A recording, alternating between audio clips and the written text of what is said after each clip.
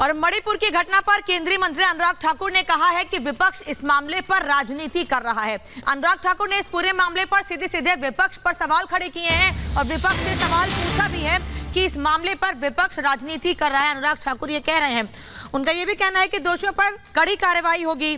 PM ने घटना की निंदा की है, कहना अनुराग ठाकुर का। घटना ने देश को शर्मसार किया है। अनुराग ठाकुर ने यह बातचीत में मीडिया से कही है। और मणिपुर की घटना पर अनुराग ठाकुर ने यह भी कहा है कि विपक्ष इस मामले पर राजनीति कर रहा है। मणिपुर घटना पर नजर लगातार बनी हुई है। प्रधानमंत्री ने भी कड़ी से कड़ी कार्रवाई की बात कही है। माननीय प्रधानमंत्री जी ने दो महिलाओं के साथ जिस तरह का व्यवहार और अत्याचार हुआ उसकी घोर निंदा भी की है और कड़े शब्दों में कहा है कि कोई भी हो, कितने भी हो, उनके खिलाफ कड़ी से कड़ी कार्रवाई होनी चाहिए और ऐसी घटनाएं देश को शर्मसार करती हैं। उन्होंने ये भी कहा कि चाहे राजस्थान हो, छत्तीसगढ़ हो, मणिपुर हो, कोई भी राज्य हो, महिलाओं के साथ अपराध कहीं पर हो, उनके खिलाफ कड़ी से कड़ी कार्रवाई करनी चाहिए। लेकिन दुर्भाग्य ये है कि विपक्षी दल इसको राजनीति के रूप में देखते हैं, राजनीति करना चाहते हैं। हमने सदनों में कहा कि हम चर्चा के लिए तैयार हैं, लेकिन विपक्ष चर्चा से भागना चाह रहा है। क्या मजबूरी है विपक्ष की वो चर्चा से भागना चाहता है? क्योंकि विपक्ष के राज्यों में कुछ ऐसे कारनामे हैं। अगर मैं आज केवल एक राज्य को बताना चाहूँगा, राजस्थान में महिलाओं पर अपराध की सबसे ज़्यादा घटनाएं हुई। अगर कुल मिलाकर देखा जाए तो पिछले 54 महीने में 10 लाख से ज़्यादा आपराधिक मुकदमे दर्ज किए गए, 7500 से ज़्यादा अधिक निर्दोषों की हत्याएं की गई, 1,90,000 महिलाओं के साथ अत्याचार के मुकदमे दर्ज किए गए।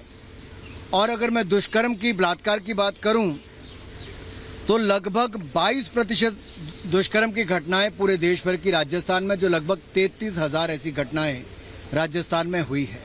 ये आंकड़े बहुत कुछ बताते हैं और दलितों पर भी, दलित महिलाओं पर भी अत्याचार, बलात्कार की घटनाएं लगातार बढ़ रही हैं और देश में नंबर 1 महिलाओं के खिलाफ दुष्कर्म की घटनाओं के लिए राजस्थान का ऐसा नाम आता है। और आइए अब आपको दिखाते हैं वो जगह जहां पर मणिपुर में महिलाओं के साथ बर्बरता हुई थी, वहां से एक्सक्लूसिव और ग्राउंड रिपोर्ट आपको दिखाते हैं। ये जो इलाका आप मेरे पीछे देख रहे हैं, ये वही इलाका है जहां पर 2 असहाय औरतों को 4 मई के दिन दहाड़े नंगा इसी रास्ते पर परेड किया गया था और उसके बाद उन 2 लड़कियों को इसी खेत में ले जा करके 100 से भी ज़्यादा लोग मौजूद थे। इसी खेत में ले जा करके यहाँ पे गैंग रेप किया गया था और बाद में मरने के लिए छोड़ दिया गया था। यहाँ पर किसी भी समुदाय या फिर किसी भी समूह की बात नहीं हो रही है। यहाँ पर बात हो रही है 2 असहाय औरतों की, जिन्होंने अपनी जान गंवा दी है। इसी खेत में उनके लाश पड़े मिले थे।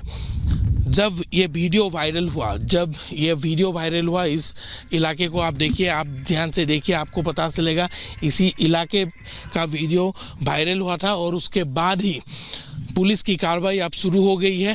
पुलिस बता रहे हैं कि एक मुजरिम को अब तक गिरफ्तार कर लिया गया है और बाकी मुजरिमों की तलाश अभी जारी है। आसपास के इलाकों में अभी जब हम रिपोर्ट कर रहे हैं, ऑपरेशन अभी भी लागू है और सुरक्षा को मद्देनजर रखते हुए वहां पर जाने की अनुमति नहीं दी जा रही है। लेकिन एक शख्स को अब तक गिरफ्तार किया गया है और बाकियों की तलाश जारी है।